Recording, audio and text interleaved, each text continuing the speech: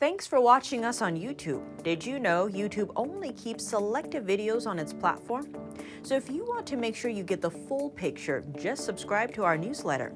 Go to newsletter.ntd.com and sign up. It's free. And Hong Kong sees growing emigration, and departing residents are taking a huge amount of money with them. In the third quarter, the funds withdrawn from Hong Kong citizens' mandatory pension accounts rose by 50% compared with last year. Here's more. More people seem to be leaving Hong Kong than before, and they are taking quite a bit of wealth. Hong Kong residents leaving the city for good withdrew over $300 million from their mandatory pension accounts in the third quarter, within a mere 3 months. That's an increase of over 50% from a year earlier. The Mandatory Provident Fund is a major pension fund in Hong Kong. Most employees and employers are required to pay into it monthly. Over 9,000 claims were made during the third quarter. The fund spokesperson explains these claims may not only be from locals leaving the city, but also from non-local employees who leave Hong Kong when their contracts expire, adding sometimes one person can make multiple claims. Beijing imposed a national security law on Hong Kong last year. The law makes anything Beijing regards as subversion, secession, terrorism, or collusion with foreign forces punishable by up to life in prison. The sweeping law is driving many Hong Kong residents away from the Asian financial hub, and they have taken tens of billions of dollars with them. Permanent departure claims increased by over 3,000 in the 12 months ending in September, compared to the same period the year before. A survey shows that amid the emigration wave in the last academic year, Hong Kong's secondary schools lost about 1,000 teachers. That's double the year before. How do American people view the Chinese Communist Party? For the first time ever, over half of all Americans agree that one regime is the top threat for the United States, Communist China, not Russia, nor any other country. That's a dramatic change in public opinion since 2018. According to a new survey by the Ronald Reagan Institute, 52% of Americans named China when asked which country they see as the greatest threat to the U.S., while only 14% said Russia. The concern is shared by those on the left and right.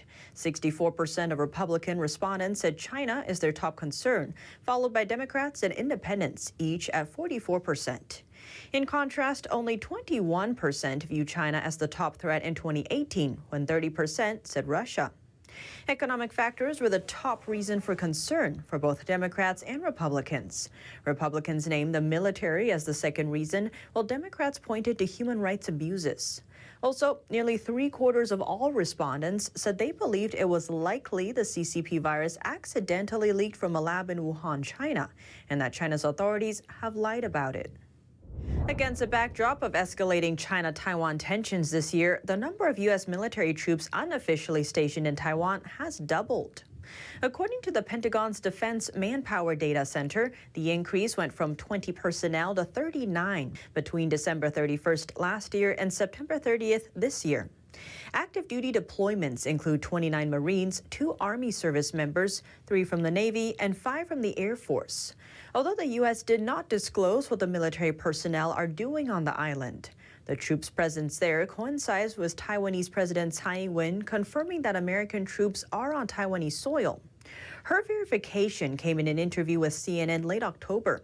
She is the first president to give a public acknowledgement of this kind in the past 40 years. Beijing is strongly against the U.S. having troops in Taiwan, and the Chinese Foreign Ministry has previously said that it firmly opposes any form of military ties between the U.S. and Taiwan. And President Biden today signed into law a government funding extension. It's Congress's second temporary fix and averts a government shutdown only until February. Congress needs to pass a full-year funding bill to end the government shutdown saga, and Biden urged the lawmakers to do so.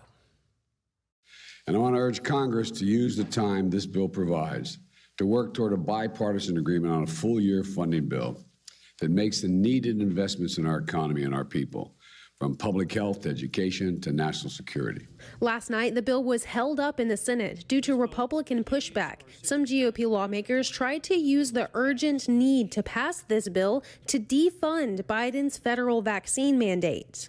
It's not government's job. It's not within government's authority to tell people that they must be vaccinated. And if they don't get vaccinated, they'll get fired. It's wrong. It's immoral. But their efforts to stop the vaccine and testing mandate failed, and the government funding bill passed alone. The short-term funding lasts until mid-February. Then Congress will have to take up the issue again. Congress is backed up on a number of crucial deadlines. The debt ceiling must be raised by mid-December to avoid a default. Party leaders Schumer and McConnell are negotiating on a debt ceiling increase, but they haven't made public where those negotiations stand right now. That's our goal. And it's looking less likely that the Senate can meet Schumer's Christmas deadline to pass Biden's Build Back Better bill, the social welfare and climate spending bill. That vote may be pushed into the new year. Another urgent deadline, the National Defense Bill to fund the Pentagon, is still stalled. Senator Marco Rubio wanted to add an amendment to ban imports from the Xinjiang region, an area where forced labor and genocide of religious and ethnic minorities is happening. Good morning, everyone. Speaker Pelosi supported Rubio's efforts to champion human rights. The House is preparing to vote next week on a separate bill to target human rights abuses in China. House Rules Committee Chairman Jim McGovern, who spearheaded the bill, said Congress members think it's important to move some China legislation, hopefully much of it focused on human rights, in the Uyghur Forced Labor Prevention Act. Melina Weiskup, NTD News. And the rising crime in New York City made a lot of headlines this year. A new report claims that Bank of America is giving its workers tips to keep the muggers at bay. NTD's Miguel Moreno reports. We're at Bank of America Tower. Now, Bank of America is a prestigious business, so you'd expect its workers to dress nicely, maybe even lavishly. Well, a new report claims that the bank is asking its younger employees to dress down. Why? To not attract any bad attention. New York City's dealing with a crime wave. In the last 28 days, the city's seen 24% more robberies than in the same time last year. The New York Post claims Bank of America is responding to city crime. Its article says executives told young employees that wearing a Bank of America logo or dressing up could make them a target. The bank got back to us, but their statement neither confirms nor denies the newspaper's claim. It says the safety and security of our employees is a primary focus. We provide employees with a number of resources to support their security, including car service for early, late hour travel, as well as safety guidelines that are informed by our corporate security team. Outside the bank, New Yorkers appeared unfazed by the rising crime. Man, do you feel safe in New York City right now? Yes, I've been living here all my life. So, you just got to know how to get around the do's and the don'ts and the who's and the who's. That's how that go. Do you feel safe in New York? Yes. Do you feel safe in New York? Yeah, absolutely. Okay, why do you feel safe? Because safety is a frame of mind. As part of his plan to fight crime, Mayor-elect Eric Adams says he'll form a plainclothes anti-gun and gang unit. Miguel Moreno, NTD News, New York. The California Attorney General announced the sentencing of 5 individuals involved in organized retail crime. NTD's Eileen Ang spoke with a jewelry store owner, the victim of the most recent crime. I'm here this morning to announce the sentencing of multiple individuals involved in what we believe to be one of the largest retail theft busts in California history. In a press conference on Friday, California Attorney General Rob Bonta announced the sentencing of 5 defendants who pled guilty to a multi-million-dollar theft scheme targeting Bay Area retailers. The lead defendant, Danny Luis Drago, is scheduled to be sentenced to 6 years in state prison early next year. He and members of his crime ring have pleaded guilty to felony charges, including conspiracy to commit organized retail theft, receiving stolen property, money laundering, and a special allegation of the aggravated white-collar enhancement of over $500,000. Bonta believes they have arrested the main organizers of organized retail crime in the Bay Area. He said this sentencing will serve as a warning to those who plan to participate in organized retail theft. On Thursday, a jewelry store in San Jose was another victim of smash and grab. 5 suspects entered quick service jewelry repair in East Ridge Mall with hammers and smashed the display glass. They got away with several items. Ryan Nguyen, the owner of the store, said they came at around 3 p.m. He did not want to speak on camera. I was staying in there, and then, I was screaming for help, and I'll call them to get out. He chased the suspects outside and tried to get the license plate number. Nguyen told me the suspects took the jewelry and left within 20 seconds. He estimates a loss of about $80,000. He has cuts on his hands from the glass during the process. No one was seriously injured. Nguyen said they may need to close for a few days to repair the display glass.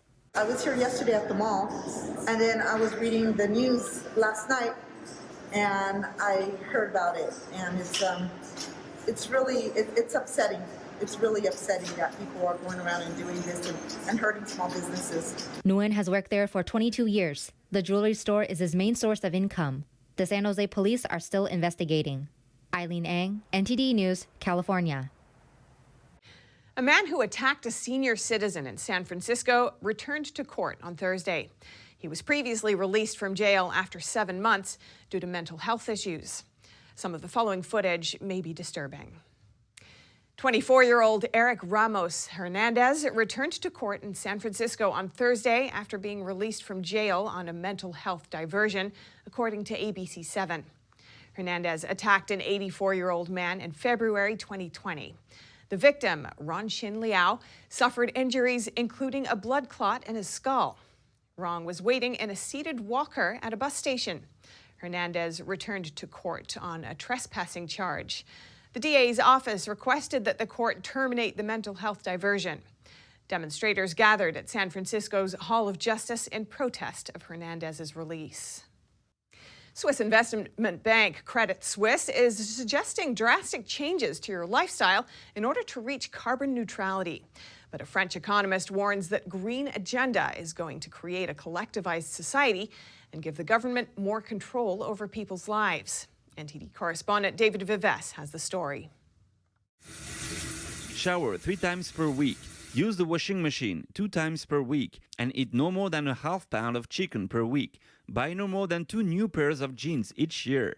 According to Credit Suisse, that's how your future lifestyle will look like in order to achieve carbon neutrality and reach the goals of the Paris Climate Accord. The Swiss investment bank modeled the ideal consumption pattern for people in the West in order to create, quote, a sustainable consumer. The report says at the end of the day, it is our daily lifestyle that drives emission levels. The banking company released the report ahead of the COP26 climate summit last month. French economist and think tank founder Jean-Philippe Delsoul says calculating people's carbon emissions seems to be part of the green agenda. Following this trend, there are politicians who want to save the world and look good. So they follow some scientists saying we should kill our way of life to save the world.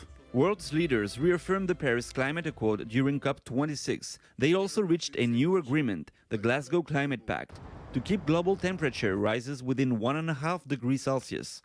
Some scientists say that's required to prevent a climate catastrophe. The pact acknowledged the concept of climate justice. Delsoul says the green agenda is as political as it can get.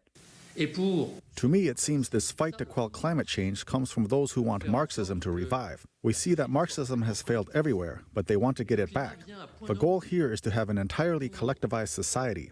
What these politicians say, the only way for us to survive is for citizens to give their government all the means and power. More specifically, this means new taxes, new sets of rules. More than 3 dozen United Nations experts on Friday endorsed what they call an urgent call to move from promises to action on the Glasgow Climate Pact. David Vives, NTD News. And last night was the screening of NTD's original drama series, A Good Cop. Grace Coulter caught up with the cast and crew after the screening to get their first impressions on the show. Thursday night was the screening of NTD's first original drama series, A Good Cop. Being a historic night for the network, it was only fitting to hold the screening somewhere historic. The Friars Club in New York City was the place, the comedy world's most famous private club. After the screening, we caught up with the actors. It was their first time seeing any of the finished product.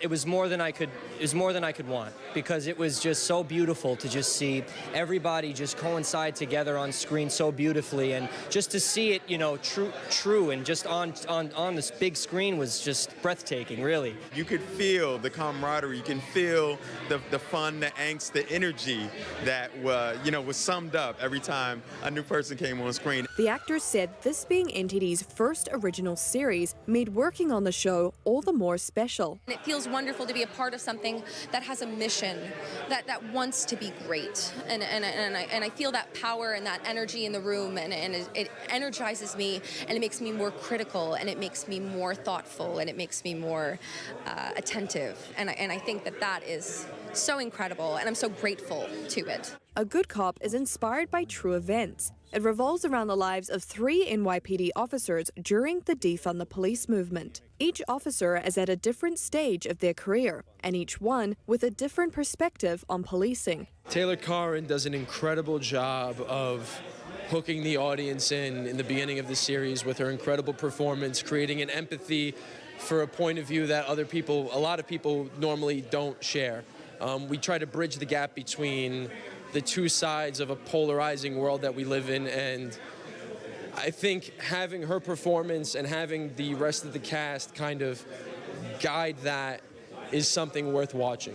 I'm very interested in how people can find the similarities rather than find their differences, and through this medium of storytelling, I try to bring characters that feel real and that are meaningful to me, the messages and the tribulations that they experience. A number of the cast and crew members are former police officers or come from law enforcement families. They say this brings authenticity to the show. For me personally, actually being retired from law enforcement, it means a lot to me, first of all, when I read the script, that this was a show that's real. And it's real and it's raw, and it's showing what really happens when officers are off the clock. And it's showing a different perspective that people don't get to see. Almost all the cast members we spoke to mentioned humanity when talking about A Good Cop. They say they hope the show can be unifying and start important conversations. When we see a police officer, we see the uniform, and sometimes we forget there's a human being there that has a different dynamic to how he sees the world. So the more we see the human being, whether it's a doctor, a lawyer, a police officer, I think it's important that we see how much we are alike. And if we can do that, well, that's everything. So what else can we expect to see in A Good Cop? Pathos, emotional content, diversity, dealing with real issues that are actually happening right now. This is not generic. This is not a one-dimensional presentation. So very critical, important themes, philosophical, sociological, spiritual, human existence, the human condition. It's all there in A Good Cop. The first episode of A Good Cop airs this Sunday. That's December 5th at 7:30 p.m. Eastern. Grace Coulter, NTD News, New York.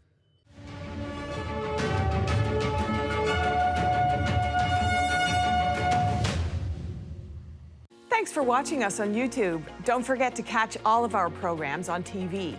NTD Evening News is on every weekday at 6:30 p.m. Find your local NTD channel at ntd.com/TV.